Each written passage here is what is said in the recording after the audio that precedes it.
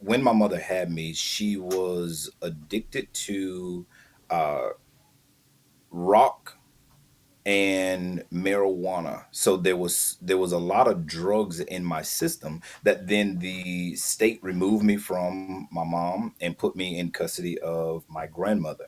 And now, mind you, this is we're all poor during this time. This is the 80s, 1980 in Sylvester, Georgia. My mother lived with my grandmother, and so although my grandmother had custody of me and my brother, my mom still lived in the house. So we grew up with my mother. It was what it was. My mother had been on drugs large part of my life, like from birth up until when I was aware of what was going on. My mom had always been on drugs. Um, I then you fast forward to me moving to Florida, her getting out of prison because she went to prison. That's why I moved to Florida. Her getting out of prison, coming to Florida, getting me from my aunt. I moved back in with my mom. She got custody of me again. She got back out on drugs. I'm laying this foundation because I want you to see through all of this, through KKK, through racism, through all of this stuff, none of these things happened to an individual who was fortunate or grew up in a two family or two parent household. I had every reason to act out in violence. I had every reason to do the things that I did on my own account, like justified by myself. The reason I sold dope, the reason I fought, the reason I was promiscuous, the reason I ran the streets and did the things that I did was all about me upholding a reputation that I wanted to make for myself. I did not like the reputation that was happening in my life. Single mother, she's on drugs, and so much so at 13 and 14. Now, get this. This is going to blow this, but these are the things that you only get on costly conversations. Like these aren't things that the masses even know. 13 and 14 years old, I'm fighting guys who are selling dope in the streets that I just made sure that they knew. I'll be on the block. You'll be on the block. Do not sell dope to my mama. Period. If my mama is up here, she better leave empty handed. Do not sell dope to my mom. And now I'm a jit fighting old heads. I lost, but I fought because I need everyone to understand you do not sell dope to my mom. Now again, they still sold dope to my mom. She was still on drugs. That all still happened. Wow. I stopped selling drugs. Well, let me not say it like that way. I stopped selling a particular drug that my mom was on because I knew what it did to her. And I did not like that happening. Although the money was good in it, I did not like to continue to perpetuate that in other people's lives. You fast forward all through this, Aaron, there was a constant draw in me that I just felt like my life was on candid camera. Like I kept saying, like the thing that would help me get through stuff is I would say, man, there got to be some cameras in these bushes around here somewhere. Like at some point, somebody's gonna pop out of these bushes and they're gonna say, "Hey, man, hey, your real parents are over here. You're actually rich and you got all this money, and you don't have to carry water from a church across the street in a 5 gallon bucket because your water and your lights are off. So you're pouring water in the tub, you're pouring water in the toilet, you're pouring water in the sink. This was my life all the Mm. way up until 13, 14 years old. So when individuals see the damage now, many of them will never ever understand that there was a lot of suffering, there was a lot of just struggle that brought me up to the point to where I knew that there was a draw of greater. I just didn't know what. And in all of my producing and all of the things that I did them with my hands to make a reputation and a life for myself that I wanted, that it wasn't even designed for me. And it wasn't until my mom went to jail for the last time, and I was maybe 15 years old, and I got adopted. And in that household, now, mind you, as a young black kid, like I'm in and out of church, like my parents always going to church, we're always going to church, but I get adopted, and the family that I'm adopted into, they went to church regularly.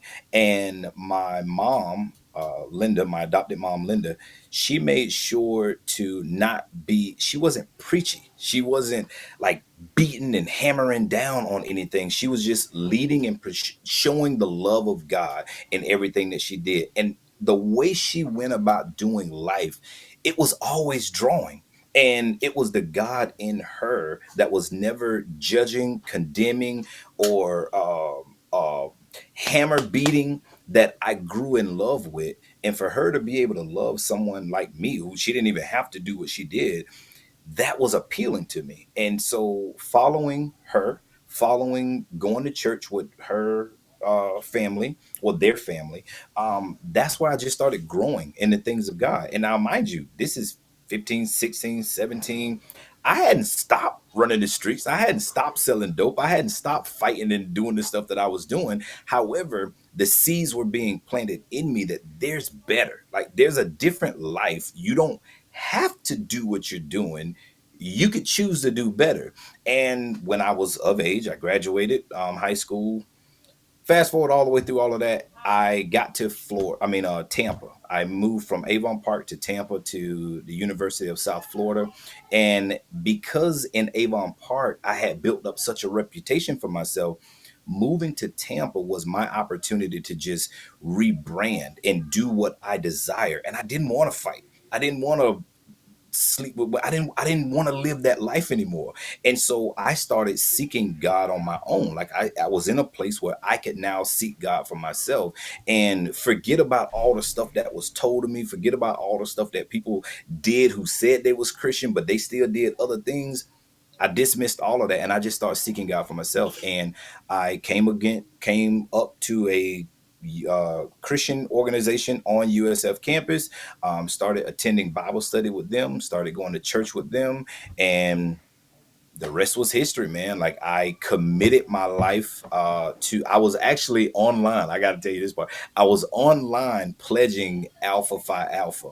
But at the same time I was online pledging, I was also like, my life was beginning to change spiritually. And it was that tug of war. And the last assignment, the last thing that ever happened, we had to go to a club. And in the club, the big brothers told us that while you're in here tonight, you can't talk to anybody. And they had so many bad women that were coming up to us, like just trying to seduce and drop roofies, as you said earlier. Like, it was just so many women that were in there on assignment to, like, just try to get us to talk. And while I walked around that club that night, in my mind, just because we couldn't talk, in my mind, I'm having these conversations and I'm like, this is this is ridiculous. Like, I Mm. don't want to be here. Like, I know at the end of the night what's going to happen. One of these chicks, I'm gonna go home, I'm gonna smash one of these chicks, and that's just gonna be the continuous cycle. I came from Avon Park to stop doing that. Why am I going to do this to continue doing that? And I've never needed a group for me to get access to women or do anything like that. So why am I? And it was that night that it was really the defining moment of, are you going to go 100% and follow God to just see exactly where this takes you, or are you going to keep just being wishy-washy and doing both of what you want to do? And from that night on is when life changed for me. Wow, that is that's a heck of a story. And I think the cool thing about some stories is, especially yours, is that it's your life. Facts. Like, it's not just something that someone made up in their mind to sound cool on the internet. Because in reality, at least I hope you didn't make that up to sound cool. Because it doesn't make you sound cool. It makes you sound like, wow, this guy, he had all the offerings of the world, like Yeah, whatever man. whatever they could offer, a little bit of money, drugs, plenty plenty of women, at the fingertips, community of guys who, obviously at some point you wanted to be around them, and to walk away from all these things, like, that's uncool in such a way that in my book it makes you cool. Like, that's Yeah, that's man. that's a powerful testimony, and I hope that people can look into that and see their own life and ask where they are on that timeline and where their story diverges into another path that leads to their story and the continuation of their story. If that makes sense, and I hope it made plenty of sense for It people out does. there. It does.